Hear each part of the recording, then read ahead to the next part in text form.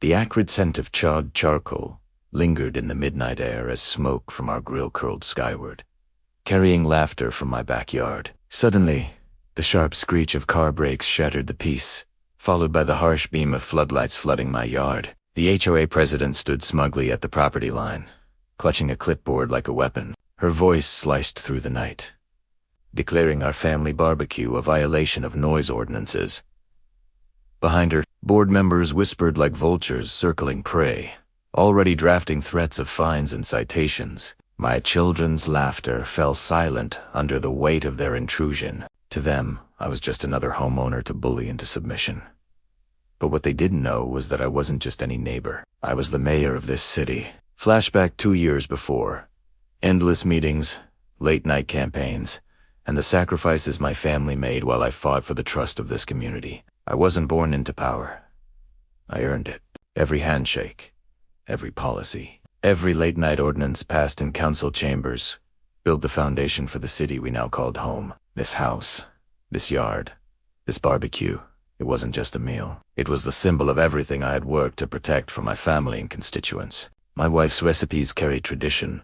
My children's laughter carried hope, and my neighbors' smiles carried trust. But the HOA didn't care about any of that. The very next morning, I found a bright red violation notice nailed to my door, warning of immediate consequences if we dared to gather again. The harassment came swiftly. Thin yellow envelopes slipped under my door, carried escalating fines. Unauthorized gathering, $500.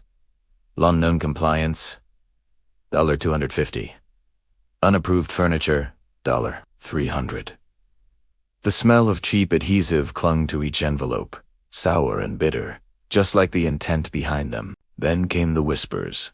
Neighbors suddenly avoiding eye contact, HOA rumors spreading that my family was disruptive. I discovered my mailbox tampered with, grill covers slashed, and strange oily stains on my driveway where no car had ever parked. Every creak of the mailbox hinge became a trigger. Every glance from a neighbor tainted with suspicion planted by the board. They wanted me isolated, cornered, desperate, but frustration brewed into something stronger. While they played their petty games, I quietly began assembling my own arsenal, one of undeniable authority. They thought their power was absolute. What they forgot was who signed those ordinances into law. I began collecting every notice, photographing each act of sabotage, and filing records with city legal. A paper trail of their corruption unfolded like a damning script. Quietly, I met with the city attorney, the local press, and even sympathetic neighbors who had long suffered in silence under the HOA's reign. One by one, they joined me, emboldened by my resolve. Soon, I wasn't just a homeowner.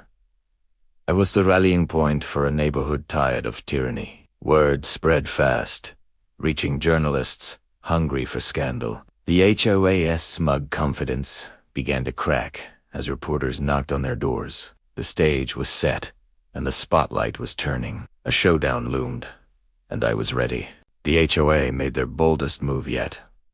A midnight emergency meeting held without notice, authorizing a lien against my property. Their papers, stamped with arrogance, threatened foreclosure if I didn't comply. That morning, their president strutted up my driveway like a queen claiming conquest. But I was waiting. Cameras rolled as I unveiled the evidence. Records of their illegal meetings, footage of vandalism, testimony from neighbors, and, most damning, the ordinance book itself. Signet B. Gasps rippled as I reminded them of one detail. I was the mayor, and their ordinances were subject to my veto. Police officers stood by, enforcing my injunction. The HOA board's smirks collapsed into silence. Justice wasn't just near it was inevitable. The fallout was swift and brutal. The HOA president resigned in disgrace, her smug grin replaced by the blank stare of someone cornered. Fines were nullified, liens erased, and families long bullied finally breathed free. My barbecue returned, bigger than ever, with neighbors gathering in celebration, their laughter rising like a victory anthem under the golden sunset. Property values soared, and we established a neighborhood fund for community events.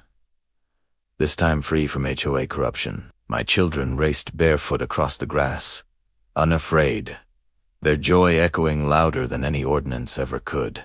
As smoke from the grill rose into the evening sky, I smiled, knowing peace had been restored. And what would you do if your HOA tried to silence your family? Subscribe for more stories.